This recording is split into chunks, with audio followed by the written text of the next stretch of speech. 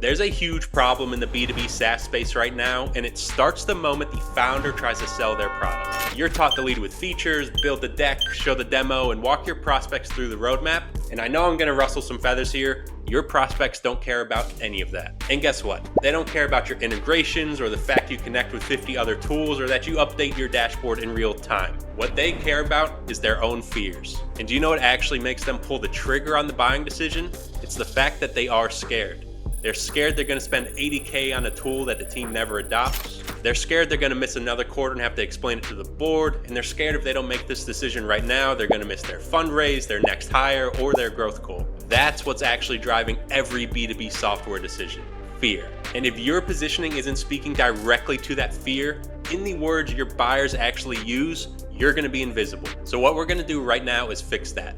We're going to walk through a framework you can use to reposition your SaaS offer, so every time a buyer comes across it, they think, how did they know that's exactly what I'm dealing with? So what we want to highlight first is the scalpel nobody asked about. And I see this across so many different B2B SaaS companies or just B2B tech companies in general. They highlight one thing they think is cool, but in reality, their buyers do not care about it whatsoever. So a lot of headlines might be, our platform integrates with 50 plus tools and automates your reporting pipeline. Which, yes, it sounds good. It might differentiate you from your competitors, but if I had to go in for a life-saving surgery and the surgeon started telling me about how sharp their scalpel is, I'm gonna be a little bit worried because I don't really care about that. What I care about is surviving the operation. And you need to take that same line of thinking into your SaaS positioning. There's a big difference between feature speak and buyer speak, and if you don't close that gap, that's where a lot of great products go to die. And if you're stuck in that gap, always tie it back to fear, because there's two main fears driving every B2B SaaS purchase. There's fear of a wasted budget. For example, we spent $80K on a tool last year and nobody used it. Buyers have been burned before, and they need proof that this won't happen again. And then two, it's fear of the status quo getting worse. And this is going to be the most prevalent one. So if we don't fix this now, we'll keep losing deals, churning customers, bleeding engineering hours, etc., etc. Inaction feels riskier than buying. And so right away, you can see we've now got problems to solve. We've got fears to drive into, whereas 50 plus integrations, that doesn't necessarily give us something to work with, and it's not going to resonate right away with a potential buyer. Now, long-term, it has that potential, but we really want to focus on fears. And you can see right away, leaning into fears, it gives us something to work with. It allows us to create a message that resonates, because our job isn't to explain your product. The job is to reflect their exact fear back to them and then show them that we can give them the exit. And the best way to identify your prospects' biggest fears is we want to answer these 5 questions, and we absolutely need to be doing this before we write any copy. So the 5 questions are: what did they try before? Where did they waste money? Who is actually buying? What are they scared of? And what happens if they don't fix it? If we're able to answer all 5 of these, if we do this before we write any demo scripts, landing pages, cold emails, we're going to be well positioned for a well-positioned offer. But if we skip over one or we just don't know how to answer it, we could have a hole in our positioning that's going to make us lose deals. So let's look at each one of these questions in more detail. So question 1, what did they try before?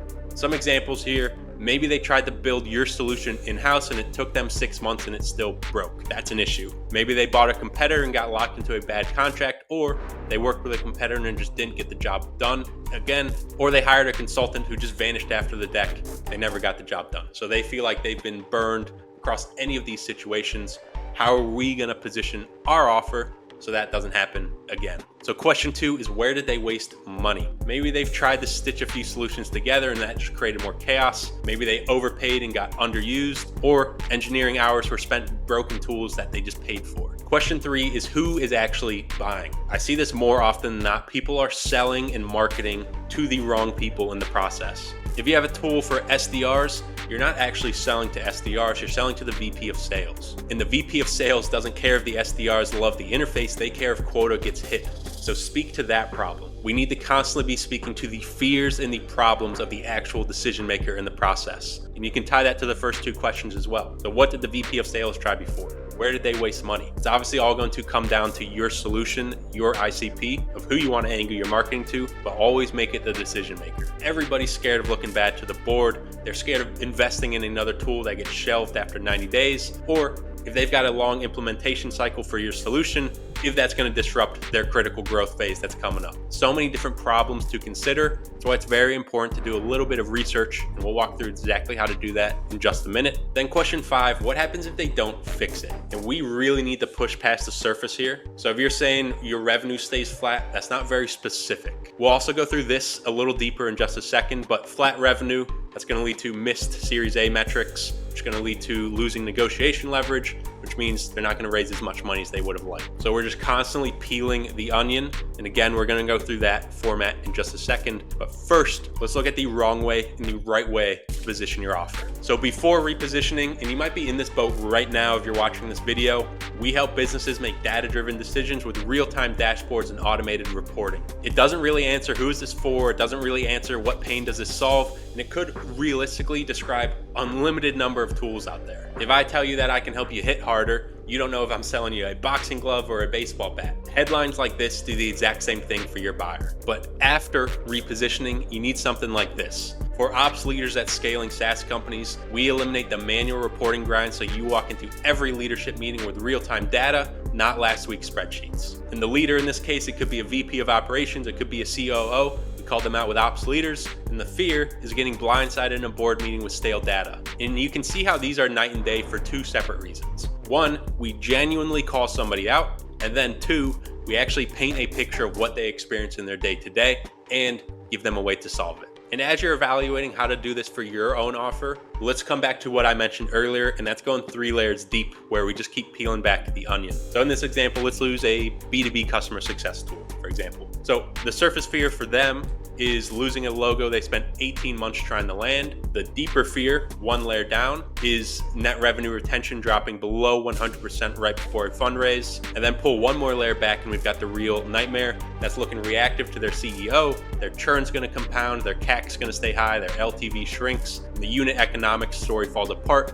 right when investors are asking the hardest questions. Now it's about laying all of these layers out and highlighting the fears and actually compiling it into a strong headline. And if you reposition it correctly, it could look something like this. For CS leaders at growth stage SaaS companies, so we've got a direct call out, we make sure you never get blindsided by a churn your team could have seen coming, and we give you the data to prove expansion revenue before your next board meeting. So we've hit on their surface fear, their deeper fear, and their real nightmare. They know who we're speaking to, what we're trying to solve, and then we give a little bit of a hint at how we solve it. And once you get all of these elements into your positioning, that's going to be the difference between losing deals and closing deals. But now you might be thinking, Oliver, do I just make this stuff up? Absolutely not. There's 3 places where you actually want to get this data from. And that's going to be your own sales calls, first and foremost, your onboarding calls, then your churn interviews, and your 3-star reviews.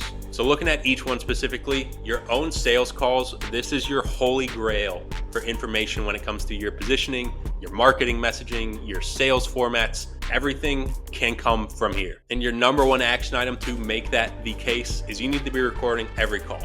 I hope you're doing this already, but if you are not, start doing it. Get Fathom, get Fireflies, anything, any way you can record your call, do it, because what we want to do is we want to extract those transcripts and we want to use the words our buyers are using before you start pitching. So whether that be in the marketing headlines, in the cold emails, in the ads, it doesn't matter. If you can use their exact language before they say it to you, each message you put out there is going to resonate significantly harder. And if your messaging can resonate significantly harder, your job on the back end of actually closing the deal becomes significantly easier. And once you start to close these deals, then you can look at your onboarding calls. So a great way to get messaging here is just ask, walk me through exactly what was happening that made you look for something like this. And once you ask that question, do not interrupt them. Just let your prospect speak, or I guess at this point, let your customer speak, and then you can take pretty much exactly what they said and turn it into your headlines. And then on the flip side of onboarding, let's say you've unfortunately got a customer that's churning,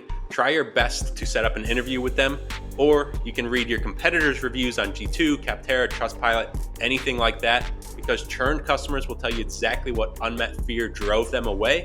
And then that fear is obviously likely still to be alive in your next buyer as well. Then once you've gotten all of this, we now have the exact wording they use from your own sales calls. We have the reason they bought from your onboarding calls. Then we've got the reason they've left or complained from your churn interviews or from reviewing competitor reviews as well. And once you've done this, or even start doing this, this should be continuous. it's almost impossible to not position your offer in a way that resonates with buyers, especially if you take it and plug it into this formula. So I've laid it out here, but I'll run through it one time with you as well. So your headline should start for exact buyer title. Maybe that's CEOs at specific company stage / industry. So that could be 250 plus person SaaS companies. It could be 1 million plus revenue SaaS companies, for example. So for CEOs at 10 person plus SaaS companies, we help you escape specific fear / achieve specific outcome without the thing they've already tried and failed at. And as you build this out, if you've collected the correct data from your own sales calls, your onboarding calls, your churn interviews,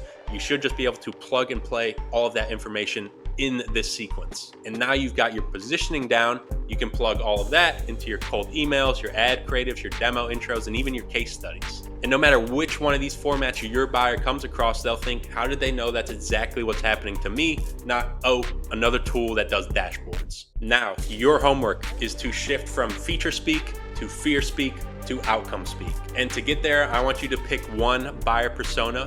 Once you've done that, find 3 real conversations. So whether that be a call recording, a review, a DM, a churn interview, anywhere that your buyer described their problem in their own words, pull 3 of those, and then rewrite your positioning using only their words. Not your words, not your brand language, their words. If the phrase didn't come from a buyer, I want you to cut it out. And the reason for that is the best positioning doesn't sound like marketing, it sounds like someone who gets it. And the way we're gonna sound like somebody who gets it is by taking the language directly from the people you're trying to reach. So to summarize, again, one last time, pick one buyer persona, find 3 real conversations, and then rewrite your positioning using only their words. And once you've done this, your positioning is going to be A+, which means your marketing is gonna improve, your sales conversations are gonna improve, your close rates are gonna improve, your revenue is going to increase. Now, I've given you everything you need to execute on this. It is very straightforward, so please take advantage of it. But of course, if it does sound like a lot to take on, it is exactly what we can help with at Ascension. We'll help you reposition your offer and build out a scalable client acquisition system alongside it. So if that's something you're interested in, be sure to hit the first link in the description below. You can book a call with me one-to-one personally. We'll walk through exactly what this looks like for your business. But if you're not interested, be sure to hit like and subscribe regardless, and I will catch you in the next one.